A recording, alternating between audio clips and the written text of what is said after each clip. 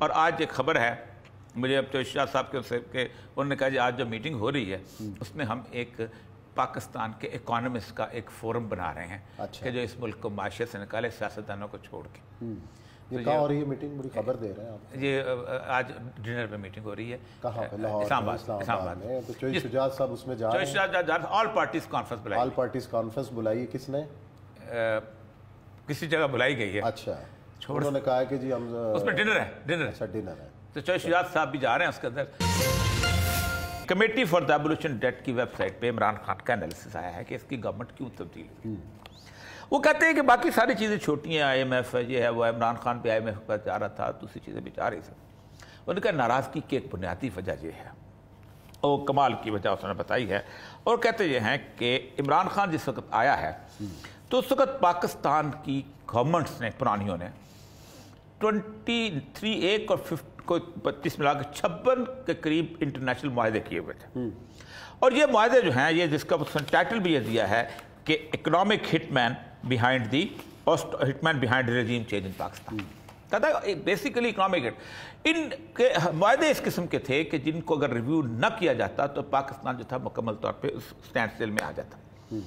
وہ کہتا یہ ہے کہ اس کے اوپر عمران خان جب گورنمنٹ میں آیا تو صرف 1 سال کے اندر یہ آپ حیران ہوں گے کہ اس نے کہا ہے کہ ایک ٹریبونل بنا. اور وہ ٹریبونل جو تھا وہ international ICSID international commission for the settlement of the investment dispute. انہوں نے 3 ججوں کا ٹریبونل بنایا، پرائیویٹ ججز. انہوں نے خفیہ طور پہ اندر بیٹھ کے ایک کیس سنا جو عالمی پریس نہیں تھی. اس کیس کے اندر ایک آسٹریلین فرم جو تھی BHP، اس کے بارے میں کہا گیا کہ اس نے انوائرمنٹ کو پروٹیکشن کی ایجنسی نے اس کا لائسنس کینسل کیا پاکستان میں. ان کو حالانکہ ان کے ساتھ $2 ملین ان کا ہوا تھا، ان کو $6 ارب کا تاوان دا پاکستان گورنمنٹ دے دے. اچھا.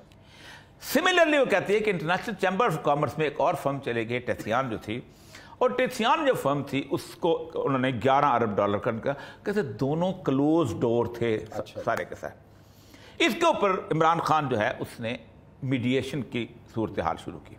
اور میڈیشن کرنے کے بعد انہوں نے یہ کیا کہ معاملہ یہ یہاں تک پہنچا کہ دے اگریڈ اپون ٹو ریویو. اس کے ساتھ ہی 10 اور کمپنیاں انٹرنیشنل کورٹ آف جسٹس میں چلی گئیں اور وہ چاہتی تھی کہ ہم کسی طور پر اپنے ریویو سے بچ جائیں اور کوئی ہمیں اور کوئی جرمانہ ومانہ لے کے ہم چلے جائیں. یہ پوری سٹوری کمال کی سٹوری ہے، ایک فیکٹس کے ساتھ اس نے دی. ان 10 کمپنیوں میں سے 9 کمپنیوں کے ساتھ عمران خان نے کہا کہ اس کے ساتھ ریویو کرو، اور انہوں نے ایک اپنا چیزیں شروع کر دی. اور ٹیتھیان کے ساتھ 22 دسمبر کو انہوں نے شروع کیا اور جنوری کی پہلی یا دوسرے ہفتے کے اندر وہ ہو گیا. کہتے ہیں جنوری میں جب آیا ہے تو اس کے وقت ہوا یہ کہ الارم کھڑے ہوئے ہیں پوری دنیا کے اندر، کیونکہ انٹرنیشنل کورٹ آف ڈسپیوٹ سے اس کے پاس بقول اس کے اس وقت کم از کم 12 کیسز تھے، جن کے اندر سب سے امپورٹنٹ 3 کیس جو تھا وہ میکسیکو کا تھا، مائننگ کا کیس. کیونکہ اگر یہ ان بیرون عدالت مسئلہ ہو گیا تو باقی بھی کر سکتے تھے. اور وہ جو ایک انٹرنیشنل اکنامک ہٹ مین کی صورتحال تھی وہ بہت تھی. دیکھیں نا، contrary to the same opinion, defending fact that ICSID mechanism has been widely accepted in the American hemisphere. یہ پھر چلا گیا وہاں پر امریکن کورٹ کے اندر. اچھا، کون چلا گیا؟ جو ٹیتھیان والے کہ اس کو امپلیمنٹ کرو. امریکہ کی ایک عام سی کورٹ ہے جو اس کو امپلیمنٹ کرتی ہے، کہ امریکہ کو کہا ہوا کہ ایسٹس کرو. امریکہ کی کورٹ نے کوئی تقریباً 5 ہفتے سنا کیس. آپ سننے کے بعد انہوں نے کہا کہ it's a wish of the Imran Khan, Pakistan government, اور یہ وشفل تھنکنگ کرتے ہیں، ہم تو $11 بلین لیں گے خون چوس.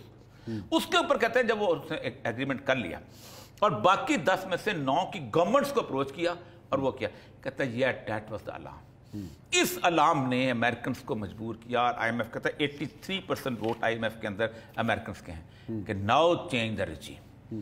ڈیٹ واز کہتا ہے آج کی اس وقت دنیا کی پریس میں سب سے بڑی خبر یہی چل رہی ہے 9 جون کی ان کی ہے کہ Pakistan regime change political turmoil deepening debt crisis. اچھا، دیٹ واز دا ایشو.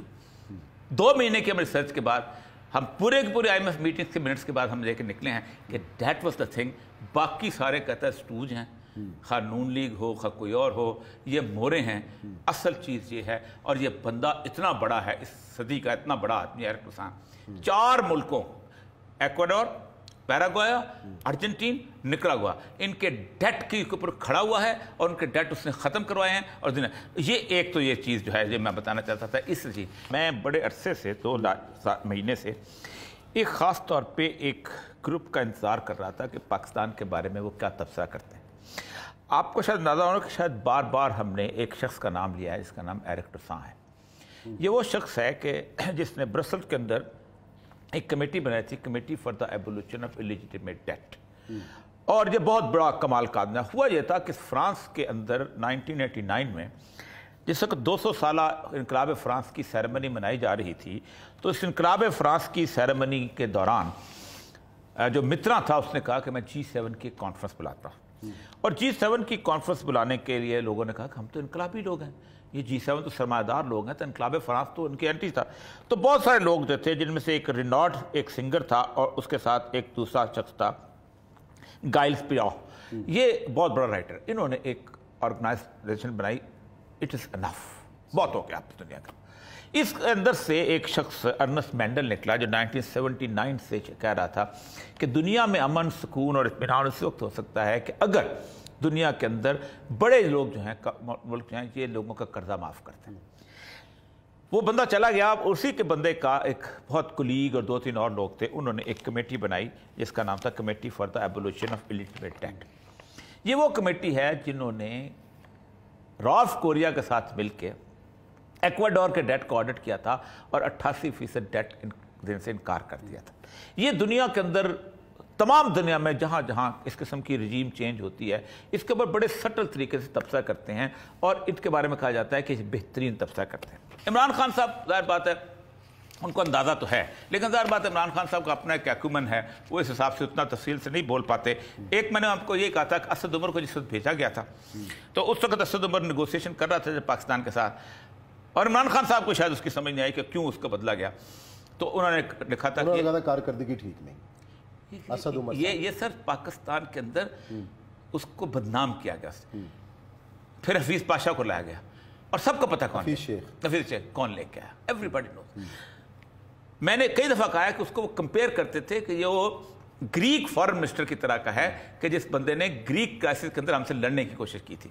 तो असल मसला ये है कि बात उसकी ठीक है कि जो जिन्होंने मुझे निकाला है वापस मुझे नहीं आने देंगे, वरना वो मार देंगे. और ये ऐसे ही हुआ है. लमम्बा जो था कांगो का, वो वापस आ रहा था, पॉपुलर लीडर था.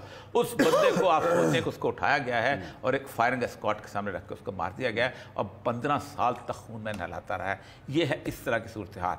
असल मसला ये है, कोई भी हो, किसी तरह का भी हो, सिचुएशन जो बनी हुई है, उसने ये भी लिखा है, उसने कहा है कि ऐसी गवर्नमेंट लाने की कोशिश करेंगे कि जिसके इन तरह की इंटरनेशनल फर्मों के साथ आपस के अंदर मफादात तो बसता हो. तो ये एक बेसिक चीज़ थी. मैं सुबह से इस पर पढ़ रहा था, आज मैंने इस पर लिखा भी है कि इतना बड़ा क्राइसिस है.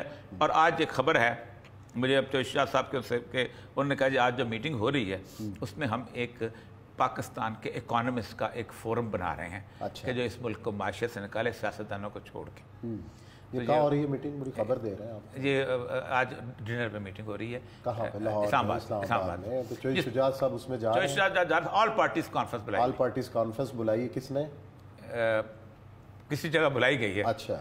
उन्होंने कहा कि जी हम उसमें डिनर है. अच्छा, डिनर है. तो चोइस शुजात साहब भी जा रहे हैं उसके अंदर. तो उन्होंने चोइस शुजात साहब ने खबर दी थी. अभी मैं कह रहा था कि मैं कह रहा था आ जाएं आज. उन्होंने कहा जी हम अच्छा चले. चोइस साहब से याद आया कि ब्रेक के बाद आएंगे तो ये जिक्र करेंगे ना, घर में लड़ाई क्यों पड़ गई. आपने बड़ी सुलह की कोशिश कराई हो रही है सर, क्यों नहीं मान रहे दोनों बरादरान. ब्रेक के बाद आएंगे तो बात करें.